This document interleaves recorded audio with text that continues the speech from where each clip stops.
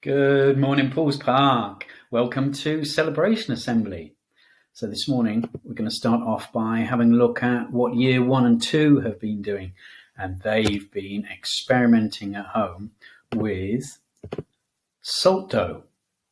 They've followed instructions from a video and created their own work. They moulded their dough into different objects, such as numbers, animals, and cartoon characters. Some children also decorated their objects. Can you see them?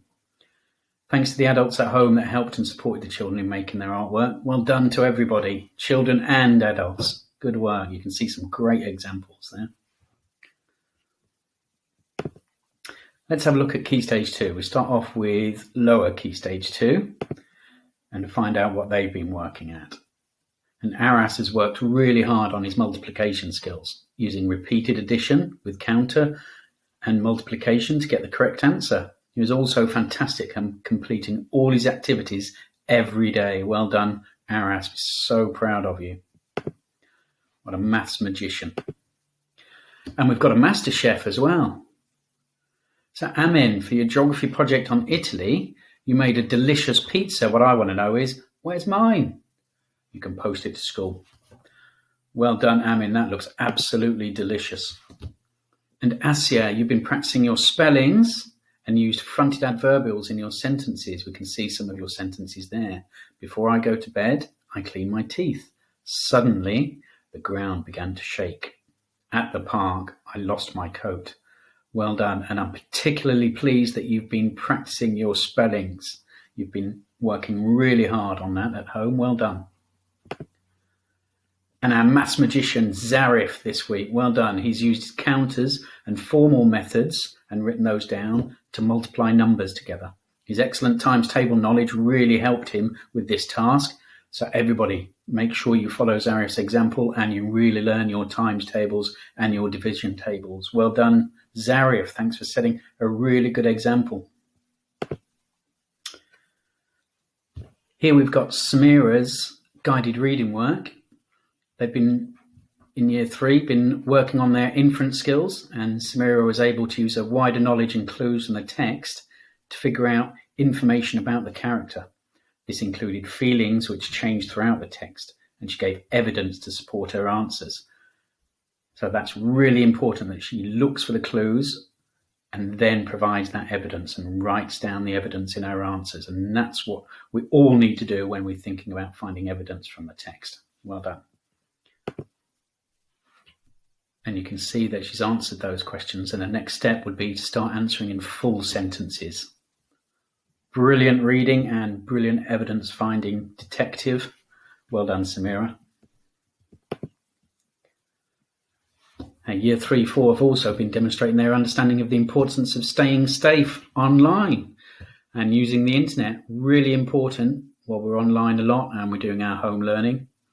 And during PSHE, taught by Mr. Porter, we can see some examples of really good work. And we've got some work from Sauda, who made an internet safety poster to think about all of those really important clicks we do on the computer. Think before you click. It's something we talk about in computing, isn't it? And something that we have on display in the computer room, so that we're always thinking before we click, because every action that we do on the computer has a consequence. So we have to think and read the words before we click to make sure that we know what we're doing on the computer. And Eamon recorded himself making an internet safety rap, rhyming threat and internet. But rather than listen to me, it's much more interesting to listen to Eamon.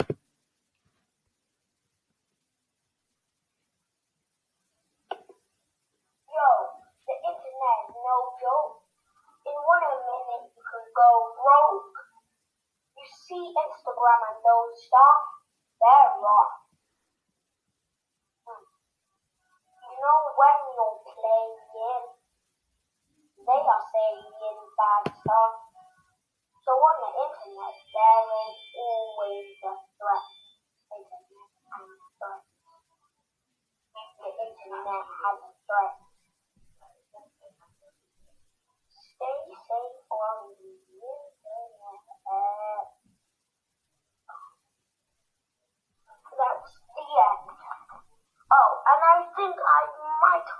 did, yeah, I pressed add, so I added the song.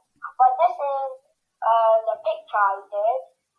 And yeah, thank you. Well done, Eamon. Thank you. And Eamon used the recording voice button that you can see down here to record his song or his comment. So make sure you use that to record a voice comment. And we really enjoy hearing your voices. So it's really good to use that voice comment. What you have to do is you have to click on here. You'll find it at the bottom right on Seesaw. And then you have to click on the microphone to record your voice. So that was a wonderful way of reminding us about internet safety. Thanks, Eamon. Now let's have a look at Upper Key Stage 2 and find out what they've been doing. They've been looking at philosophy for children and thinking about some thinking questions. So here we have, do we ever truly own anything? Write your thoughts below. So that's a really thoughtful question. Do we ever truly own anything? And we also have here, yes, but for things we did not make, can't be counted as what is ours. So Hanad has thought about this question and has thought about ownership, and if there are some things we just can't own.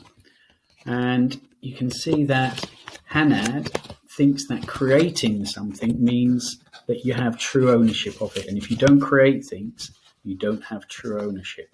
I wonder what you think about that.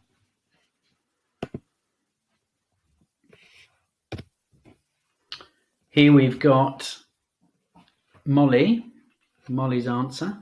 I think we don't. The only thing we do own is ourselves. So that's a really interesting point, isn't it? Thinking about ourselves, owning our actions and owning our words, owning ourselves. And Amar writes, yes and no. So he's thinking about both sides of this question. Because, for example, if I bought a house, I would own it.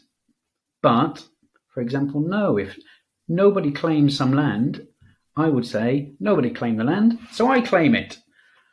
Well, I think we might have some problems in our scooter yard if we all went up to scooters and thought, well, this doesn't belong to anyone, I'm going to claim it. So we have to think there about other people and other people's belongings and what they see as their own.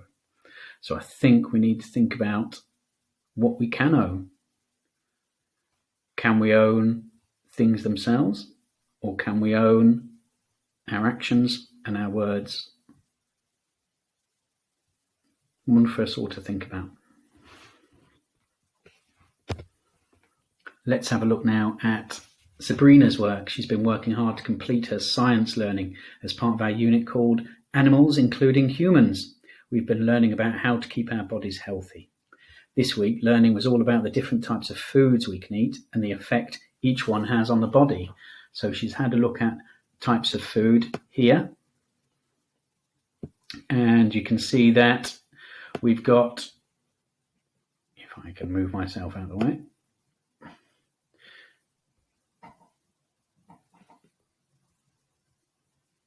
we've got different foods up here.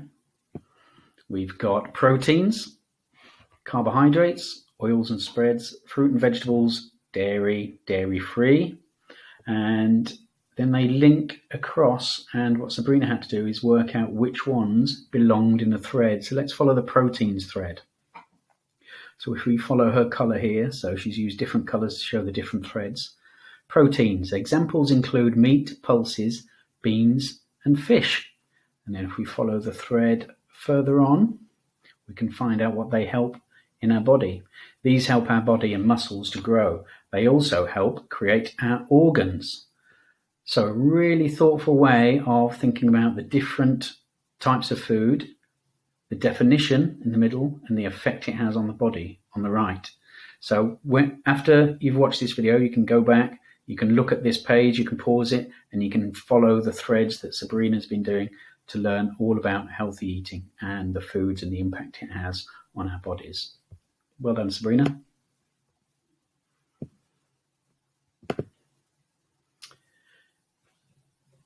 Now, Darnay, Hamdan, Jasmine, Jessica, Lionel and Yasir, you've completed every piece of work assigned to you this week in Year 6 and last week too. Great role models. Miss Bruce could not be more proud of you. And Xavier, you've done all but 2 activities and some homework as well, so we're really proud of you. Well done. Keep up the good work, guys. We've had a look at some book reviews in Year 6, and Miss Bruce asked children in Year 6 to recommend some of their favourite books to one another, and the response has been fantastic. Let's have a look at some of their recommendations. So you can see this one here, Mission Survival, Lair of the Leopard. The author's Bear Grylls. You might have seen him on the television. The location was in the Nepalese Himalayas, so the mountains, so very different geography from London. Dangers, rockfalls, black bears, flash floods, and that's 52 chapters and 271 pages of adventurous fun. So that's a recommended book from Year 6. And this one, you guys should read Aesop's Fables. I absolutely agree. Aesop's Fables are fantastic stories, and they've got an extra message that we can all learn from in them as well. So if you can find copies of Aesop's Fables, then you'll have a really good read. And remember, you can access online reading as well now, so that you can keep up your reading at home. And teachers are sharing those links with you, so make sure you do your online reading and have lots of fun. This one, the book I really love and recommend, is Candy Floss by Jacqueline Wilson. Jacqueline Wilson is a very popular author, especially with Key Stage 2. It's a really good book. It's one of my favourite books to read. Jacqueline Wilson's a recommendation. This book, The Silver Sword by Ian Seralia. The range is Accelerated Reader Range 5.5, so that's good to know as well, because it's really important that we're reading books that are within our reading range. It's got 29 chapters, it's got an afterword map and 193 pages. So The Silver Sword by Ian Seralia is another recommendation. Another recommendation for Jacqueline Wilson, this book's called Clean Break, and one of our Year 6s read that in Year 3, and it's an amazing book. So Year 3, if you're looking for a really good read, Jacqueline Wilson, Clean Break. And this recommendation is called Listen to the Moon. It's 400 pages long, so it's quite a long book, but recommended for those bookworms or advanced readers. So it takes a little bit more resilience with your reading, and you'll really enjoy it. The more effort you put in, the more you'll enjoy. I really like this one with the picture of the book on as well to give us a good idea. This is Diary of a Wimpy Kid, which is a popular book in school. And the Year 6 recommend it because it's really funny and they like reading it. Okay. Well done, everybody who's been sharing your Seesaw work and working online. Well done. Make sure that you look in today's folder. Make sure you follow your timetable. Have a look as well at all of the learning pages. So make sure that you attempt all of them and think about how you're going to have a break from the screens as well. If you have any problems, you can talk to adults at home about it. They can talk to us, and you can also talk to teachers when they call and when they phone, and teaching assistants, and also you can send in messages if you have any worries or concerns. Remember our values at Paul's Park: be respectful, be responsible, be ready. And I'm just thinking about home learning, and I'm thinking about what we're responsible for when learning from home. We need to be thinking about our learning every day, making sure we're accessing our learning online.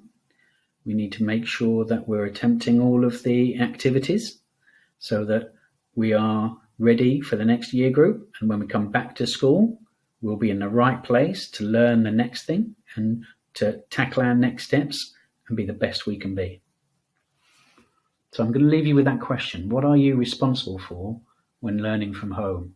What is it that you need to do? Have a think about that. And I'll look forward to some of your responses. So thank you to all your hard-working home learners. And thank you to all our hardworking teachers on our screens and in our homes.